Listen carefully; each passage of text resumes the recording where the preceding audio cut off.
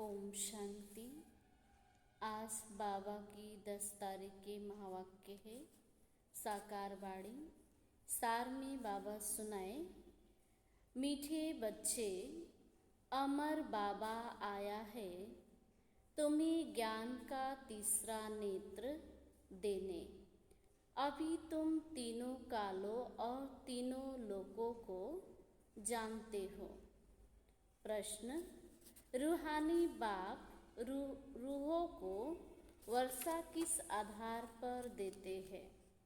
रूहानी बाप रूहों को वर्षा किस आधार पर देते हैं?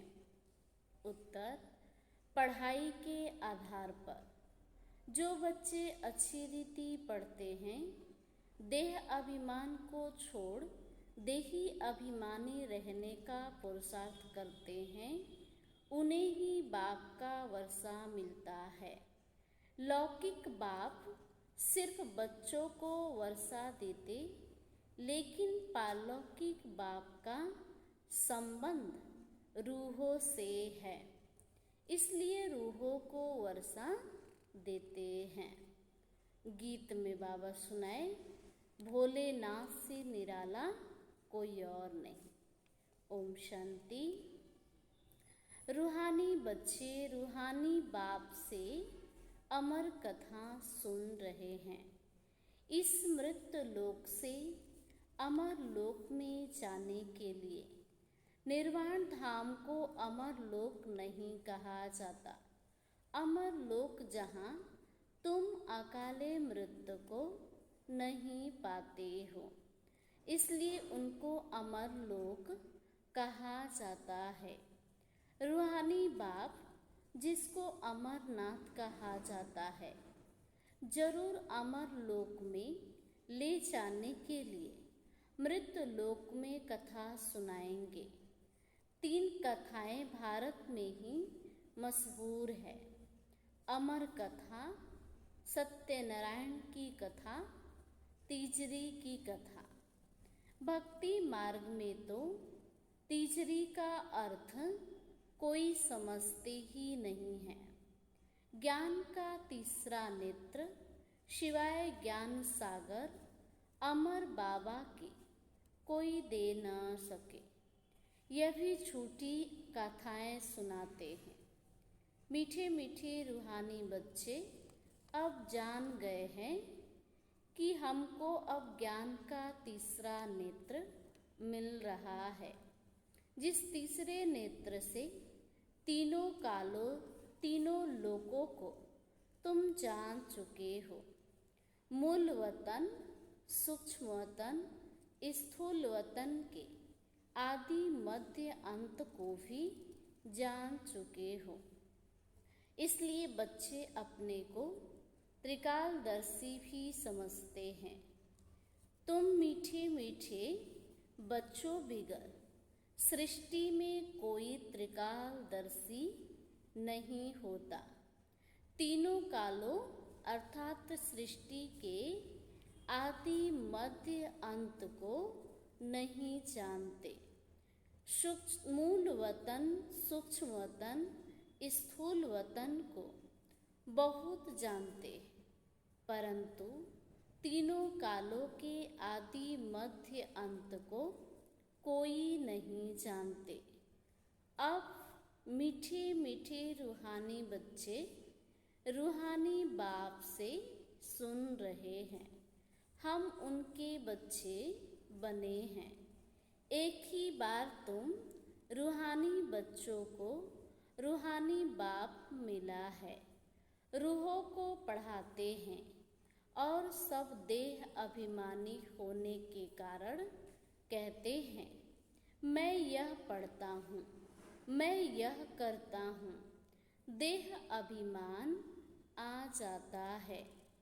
अभी इस संगम पर रूहानी बाप आकर रूहानी बच्चों को कहते हैं, तुम अच्छी रीति पढ़ो। बाप से हर एक बच्चा वर्षा लेने का हकदार है, क्योंकि सब रूहानी बच्चे हो ना। लौकिक संबंध में सिर्फ बच्चा वर्षे का हकदार बनता है।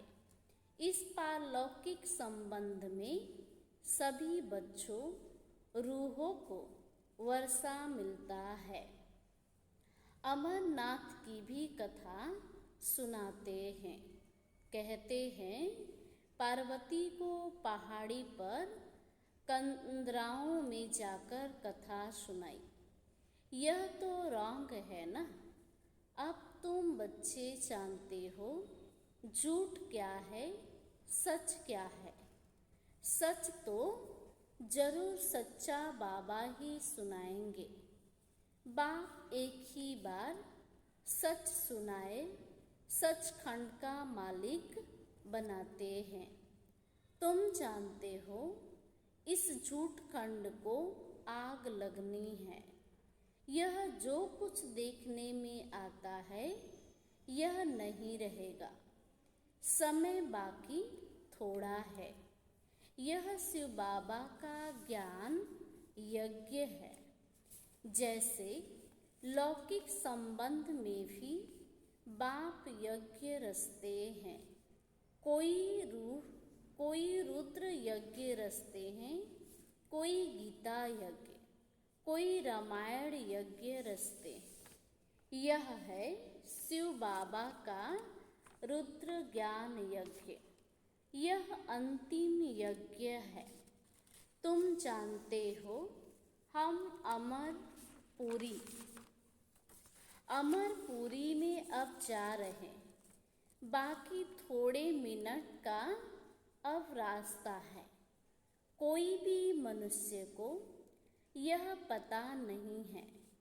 वह तो कह देते हैं मृत लोक से अमर लोक में जाने के लिए 40,000 वर्ष अभी पड़े हैं। अमर लोक सतयुग को कहा जाता है। तुम बच्चों को अभी बाबा सम्मुख बैठ अमर कथा, तीसरी की कथा, सत्यनारायण की कथा सुना रहे हैं। भक्ति मार्ग में क्या क्या होता है वह तो देखा। भक्ति मार्ग का कितना विस्तार है। जैसे झाड़ का बड़ा विस्तार होता है वैसे ही भक्ति का भी बड़ा कर्म कांड का झाड़ है। यज्ञ, व्रत, नेम, जप, तप आदि कितना करते हैं। इस जन्म के भक्त तो बहुत बैठे हैं। मनुष्यों की वृद्धि होती रहती है। तुम भक्ति मार्ग में आए हो तब से दूसरे धर्म स्थापन हुए हैं। हर एक का अपने धर्म से कनेक्शन है। हर एक की रस्म रिवाज अलग है।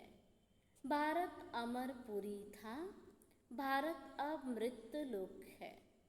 तुम आदि सनातन देवी देवता धर्म वाले थे, परंतु अब पतित होने के कारण तुम अपने को देवता कहला नहीं सकते।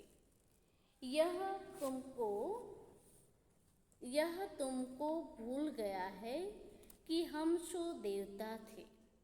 जैसे कहते हैं क्राइस्ट ने हमारा धर्म स्थापन किया तो हमारे क्रिश्चियन चले आए हैं। ऐसे नहीं कि यूरोपियन धर्म के हैं।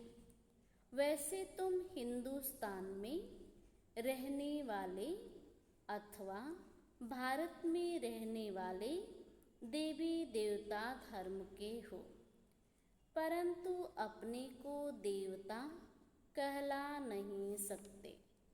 समझते हो हम तो पापी, नीच, कंगाल, भिखारी हैं।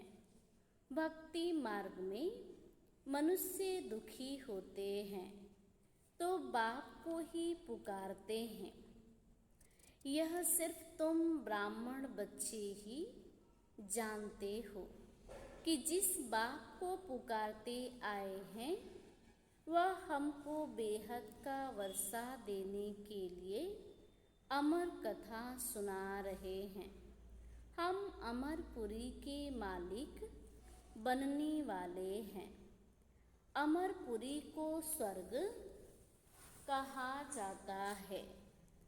तुम कहेंगे हम स्वर्गवासी बनने के लिए पुरुषार्थ कर रहे हैं।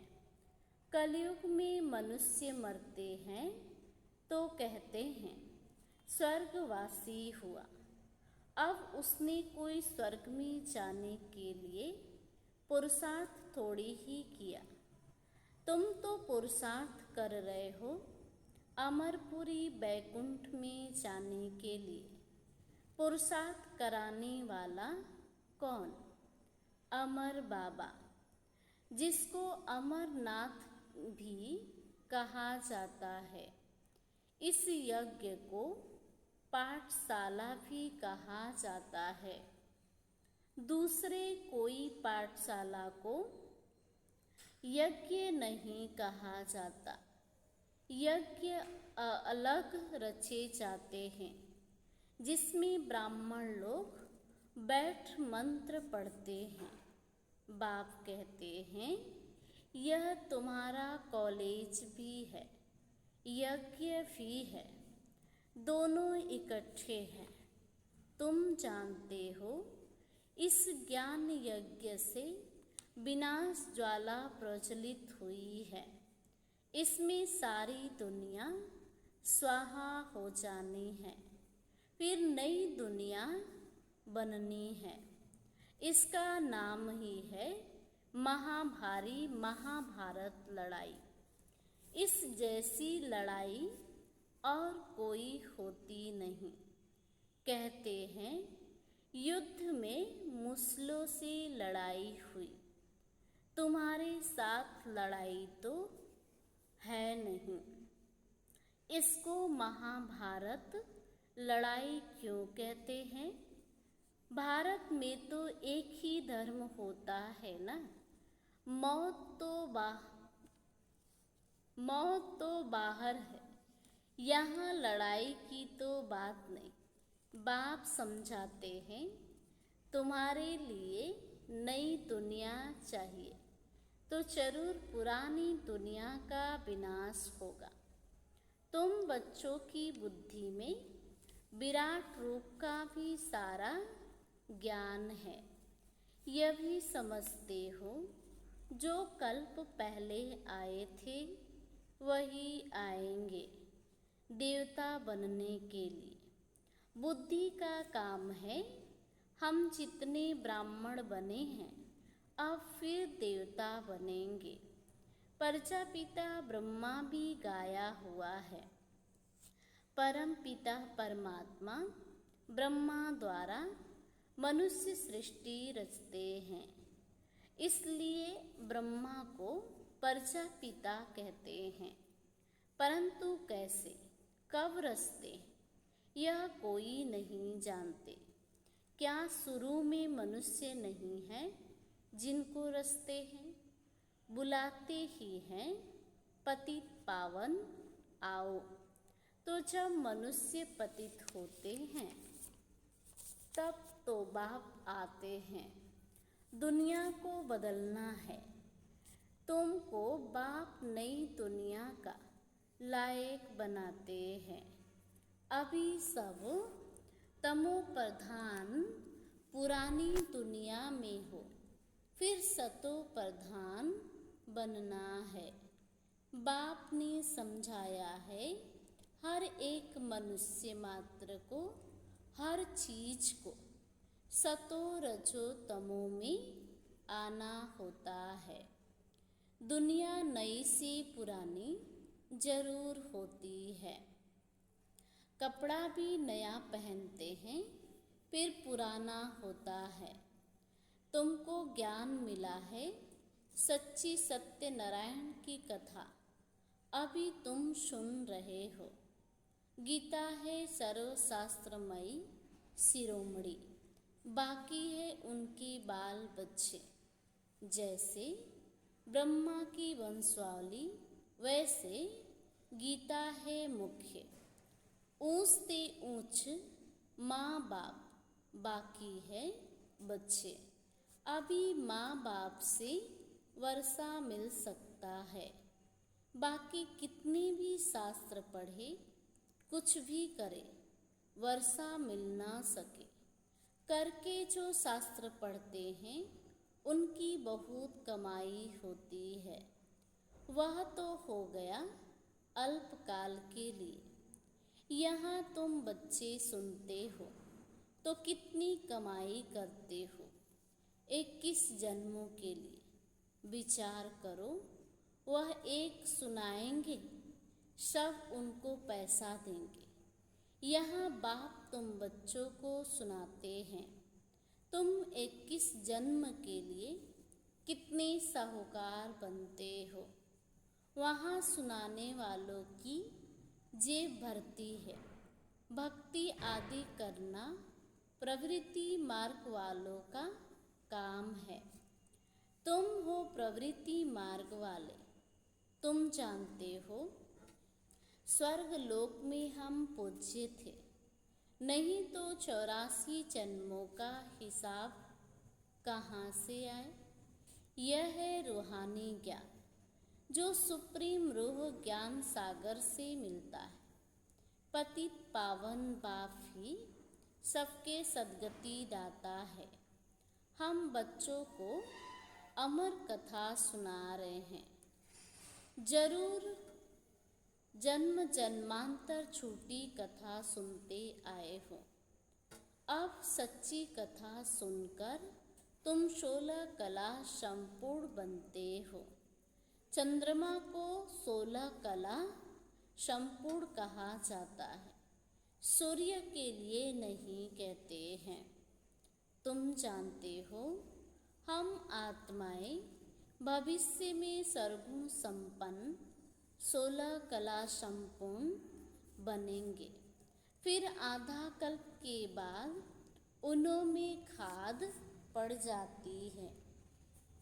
अभी तुम समझते हो हम फिर से सर्वगुण संपन्न 16 कला संपूर्ण 100 देवता फिर से बन रहे हैं। हम आत्माएं पहले अपने घर जाएंगे, फिर हम शरीर धारण कर 100 देवता बनेंगे, फिर चंद्रवंशी घराने में आएंगे। 84 जन्मों का हिसाब किताब चाहिए। किस युग में, किस वर्ष में कितने जन्म हुए। बाप ने 84 जन्मों की सच्ची सच्ची कथा अब सुनाई है। तुम बच्चों को कहेंगे, तुम भारतवासी 84 जन्म लेते हो। अपने को एक तो ब्राह्मण समझना पड़े। मम्मा बाबा कहते हो ना, वर्षा शिव बाबा से लेते हो, ब्रह्मा बाबा द्वारा। ब्रह्मा भी उनको हो गया, ब्रह्मा से वर्षा मिल न सके, यह भी भाई हो गया। यह शरीरधारी है ना। तुम सब बच्चे वर्षा उनसे लेते हो, इन ब्रह्मा से नहीं। जिससे वर्षा नहीं पाना है उनको याद नहीं करना है, एक शिव बाबा को ही याद करना है। उनको ही कहते हैं, तुम मात पिता हम बालक तेरे। तुम इनके पास आते हो तो बुद्धि में रहता है, हम शिव बाबा के पास जाते हैं। याद शिव बाबा को ही करना है। आत्मा बिंदी है, उसमें 84 जन्मों का पाठ नुधा हुआ है। आत्मा ब्रिकुटी के बीच में रहती है, उड़ती भी सेकंड में है। मैं आत्मा एक शरीर छोड़ दूसरा लेता हूँ, ब्रिकुटी के बीच जाए विराजमान होता हूँ। बुद्धि में समझ है, हमारी आत्मा ऐसी है। सतयुग में तो कोई ऐसी चीज देखने की आशा नहीं रहती। आत्मा को देख सकते दिव्य दृष्टि से। कोई इन आँखों से देखने की बात नहीं है। भक्ति मार्ग में ही साक्षात्कार करते हैं। जैसे रामकृष्ण का शिष्य विवेकानंद था। उसने बताया है, मैंने सामने बैठा था तो उनकी आत्मा निकल मेरे में प्रवेश हो गई। ऐसे कोई होता नहीं है। आत्मा कैसे एक शरीर छोड़ दूसरे में प्रवेश करती है, यह सब बातें तुम बच्चों को समझाई जाती है। अभी तुम समझते हो। हम अमर लोक में जाने के लिए पुरुषार्थ कर रहे हैं। अमर लोक में हम जन्म लेंगे। वहाँ हम गर्भ महल में होंगे। यहाँ तो गर्भ जेल में बहुत त्राही त्राही करते हैं। अब आधा कल्प के लिए बाबा तुमको सब दुखों से छुड़ाते हैं, तो कितना प्यार से ऐसे बाप को याद करना चाहिए। अच्छा, मीठे मीठे सिकिल्धी बच्चों प्रति माता पिता बाप दादा का याद प्यार और गुड मॉर्निंग। रूहानी बाप की रूहानी बच्चों को नमस्ते। हम रूहानी बच्चों की रूहानी बाप दादा को नमस्ते नमस्ते नमस्ते। Good morning. शुक्रिया बाबा, शुक्रिया। Thank you Baba, thank you. धारणा के लिए मुख्य सार में बाबा सुनाए। पहले पॉइंट, स्वयं को रूह समझ रूहानी बाप से पढ़कर पूरा वर्षा लेना है। सचखंड का मालिक बनने के लिए सच्ची कथा सुननी और सुनानी है। दूसरी पॉइंट, जिस बाप से बेहद का वर्षा मिलता है उसे ही याद करना है, किसी देहधारी को नहीं।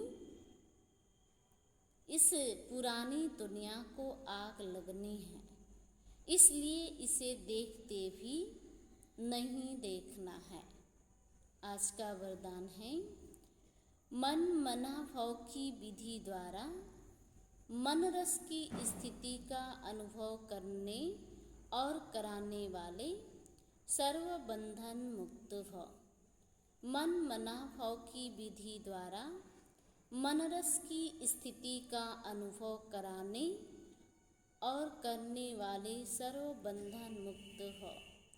विस्तार, जो बच्चे लोहे की जंजीरें और महीन धागों के बंधन को तोड़ बंधन मुक्त स्थिति में रहते हैं, वे कलयुग की स्थूल वस्तुओं की रचना व मन के लगाव से मुक्त हो जाते।